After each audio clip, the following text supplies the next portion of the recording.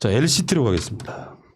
LCT 이야기는 계속 할 수밖에 없는 게 이게 파면 팔수록 정말 그 기득권 구조의 단단함이 나오더만 서울만 그런 게 아니라 이를테면 예전에 그 느낌 있잖아요. 초원 복국집 사건 같은 느낌. 정권을 돕기 위해서 그 지역의 기관장들이 다 모여가지고 조작한 사건이잖아요. 잠깐만 옹기소 모르시는 분들. 초원 복국집 사건은 아나? 압니다. 김기춘 당시 그게 검찰총장 그때 옹기소 있었거든요. 그때가 91년 90년 그때인데요. 원기소 같은 사건이잖아요. 그게. 근데 이게 LCT도 보면은 그 지역에 뭐 검사장, 뭐 법원장, 무슨 웬만한 사람 국회의원들까지 다 모여갖고 지들끼리 카르텔을 만들어. 그래가지고 이영복이 이 사람들한테 로비를 하고 그 지역 소위 말하면 유지들. 이 구조는요, 저번에 황교안 같은 자들도 대구에 그 부임에 내려갔을 때 제 뭐 이군 사령관하고 황교안하고 막 절친되고 막 이런 거랑 똑같은 거예요. 그래서 이 사람들한테 특혜를 줘버리면 허가 나는데 굉장히 여러 가지 도움도 되고 이 구조란 말이죠. LCT가 사실상 덮여버린 거잖아요. 거기에 뭐 검사장도 포함되어 있고 그러다 보니까 석동현 같은 사람들이 포함되고 있고 그러면서 사실상 덮어버린 이 사건이란 말이죠. 이게 이제 LCT 같은 경우 이 내용을 보면 바로 해운대 앞에 있잖아요. 근데 예전에 고도 제한이 60m 제한이 있었는데 그게 풀렸습니다. 부산시에서. 그리고 환경영향평가도 면제가 됐어요. 거기다가 해운대구가 기존 사업 부지를 확장하는 도시계획을 만들어줬고 또 교통영향평가에 도움을 줬어요. 그리고 군인공제가 시행사인 LCT 때 이에다가 3,200만 원을 빌려주고 부산은행도 빌려주고 근데 그렇게 특혜가 있었는데 부산은행은 3,800억. 3,800억 대출해주고 이런 특혜가 있었는데 이제 그 LCT에서 부인하는 명단이 나왔어. 관련이 없는 명단이 나왔어. 근데 이렇게 특혜가 있다고 보여지면 뭔가 이 특혜를 받았으니까 피드백이 있을 거라는 합리적인 생각이 들잖아요. 그냥 뭔가 뭐 해줬을 것이다. 근데 LCT에서는 그 명단은 그냥 뭐 의미 없는 명단이라고 부인을 하는데 이런 거 관련해서 합리적으로 생각하면 수사를 하지 않을 수밖에 없을 것 같은데 결국 모든 게 다 무혐의 나고 뭐 이영복하고 자녀가 뭐 주택법 위반으로 기소되는 거 한 건으로 끝났다는 것이 이해가 안 되는 거죠. 여기 지금 아까 말씀하신 그게 부산 발전 동우회 그래서 그 국정원 부산 지부장 주도로 만들어서 부산시장도 들어와 있고 부산 지방 법원장, 부산 지방 검찰청장, 네. 국정원 부산 지부장, 네. 부산 지방 국세청장, 기무부대장, 기업인, 경제인 다 포함돼서 자기들끼리 카르텔을 만들어서 다 해먹는 바로 이런 사건이거든요.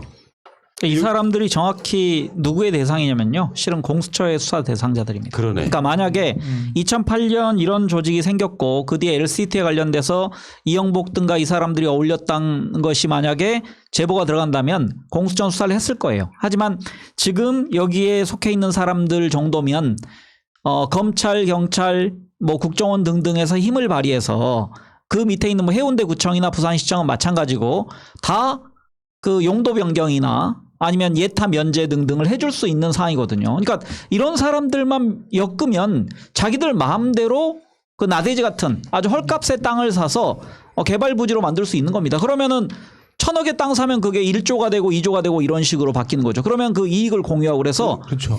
이 사람들이 권력도 갖고 아파트도 몇 채씩 뭐 이런 일이 있을 때마다 하나씩 떨어지고 이 짓거리를 방지하기 위해서 공수처가 지금 생겼다고 저는 생각합니다. 그러면서 그 일종의 검사장만 한남 구워 삶아도 석동현 같은 사람들 뭐 보도에 보면은 3억을 줬네, 계약금을 내줬네, 구워 삶아도 수사 안 해버리니까. 그래 실제로 덮었잖아요. 이게 2020년 10월 27일 이 부산지검이 43명 중에서 2명만 이영복 회장 아들하고 하청부 사장만 맞아요. 사장. 주택법 위반 혐의로 기소가 나머지는 무혐의 처리했는데 심지어는 이게 성명불상 거기 보면 검사장 이름도 나와. 근데 그걸 설명불상으로 이렇게 다 지워버리고. 근데 이제 이번에 그 명단 그 탄원서 비슷한 게 이제 부산 경찰에 들어가니까 그쪽에서는 뭐라 그랬냐면은 요청 사항일 뿐이지 그게 리스트가 아니다라고 했는데 그 리스트에 요청 사항이 있는 거예요.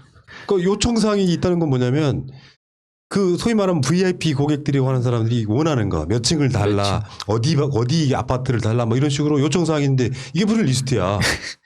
그러니까 한마디로 그 보통 이제 이게 분양을 하면 추첨을 해야 되는데 그냥 그 추첨 안 하고 최소 몇 층 이상 그리고 어느 뷰가 나오는 쪽으로 이런 식으로 또 자기 원하는 평수 야, 뷰 좋다. 올려 뷰. 그러니까 이런 요청 사항이 내용이 적은 거를 가지고 관계 없다 그러고 말씀하신 성명불상이라는 표현 야 어떻게 이름 다 있고 분양받은 내용 다 있는데 어떻게 성명불상을 불교인이야 이 새끼들아. 성명 불상을 불상을 표현하는지 참 대단한 것 같습니다. 이게 이제 아까 그 부산발전 동우회 말씀하셨는데 제가 알기로는 이런 게 부산에만 있지 않습니다. 전주에도 있죠. 지역마다 다 있습니다. 이 국정원 지부장이 오면 그리고 연초나 연말에 지부장이 오거나 법원이나 검찰이 바뀌거나 그러면 이 모임을 다 또 주제에서 만듭니다.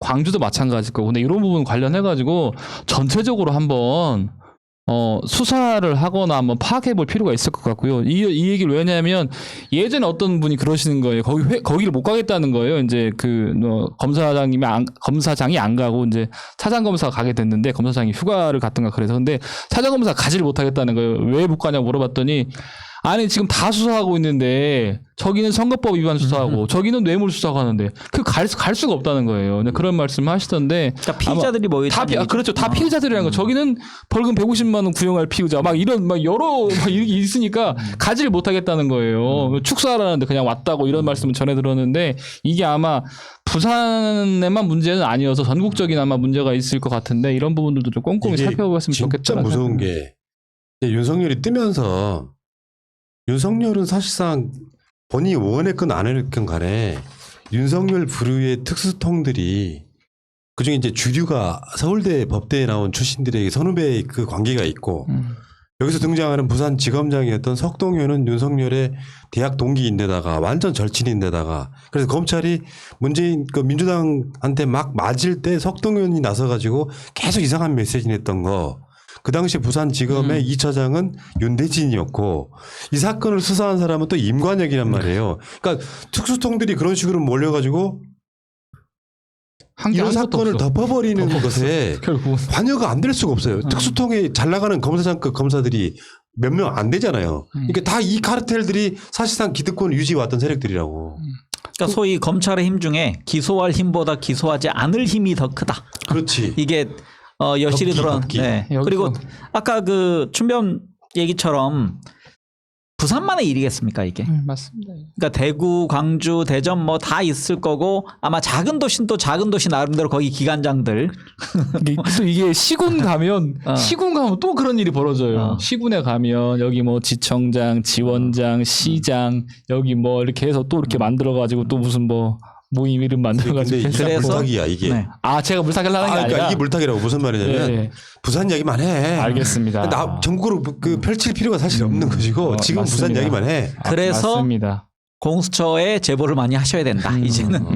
이제는 뭐 수사 전담기구가 생겼습니다. 수사와 기소까지 할 수 있는. 5년 안에 공수처의 규모가 한 10배로 확대될 것 같습니다. 내가 봤을 땐 그래.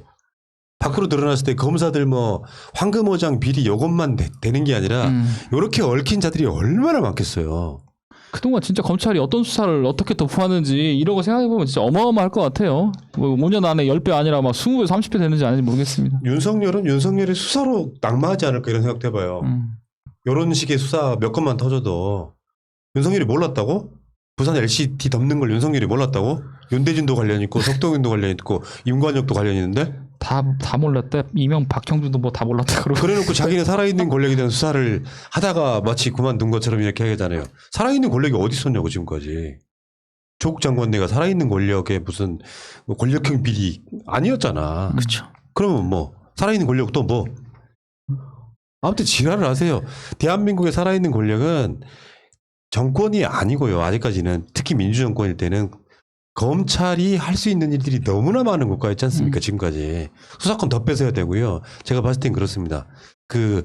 어제 김용민 의원 나와서 그 이야기 해주던데 수사하고 기소만 분리해도 정관비리 수도 없이 많이 사라진다는 거죠. 생각해보면 그렇잖아요. 그럼요. 그렇죠. 아까 말한 기소 안 할 권리, 기소 안건 요것만 갖고 있어도 이 자체가 권력인데 뭐 어이 검사장 뭐 하다못해 석지검장 나 이렇게 상황 이렇게 걸렸어. 어떻게 하면 좋아?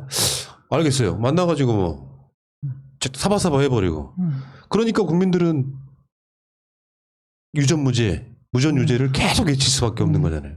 수사하고 기소만 분리하나도 기소만 담당하는 기소청 같은 경우 만약에 검사가 한다고 치면 자기 어떻든 간에 나름대로 존재 의의를 밝히려고 하면 충분히 검토하고 할 거기 때문에 분리하는 게 상당히 의미가 있을 겁니다. 야, 이렇게 덮인 사건은 진짜 얼마나 많을까 이런 생각이. 우리가 몰랐던 것이 하나만 드러난 거잖아요. 아까 말한 것처럼 경상남도 부울경만 해도 이렇게 뭉쳐져 있는 소규모의 이런 집단들이 얼마나 많겠으며 그 사이에 가면 하다못해 황교안이 근무했던 통영 같은 데도 얼마나 많은 유지들끼리 이렇게 모여가지고 서로 덮고 도와주고 야 진짜 훌륭한 새끼들이다 정말. 근데 그 핵심의 검사들이다는 거잖아요. 결국은 그쪽에서 처분을 해야 되니까요. 그 핵심의 검사들이 빠질 수가 없겠죠. 자 알겠습니다. 자 그 이야기는 여기까지 하겠습니다.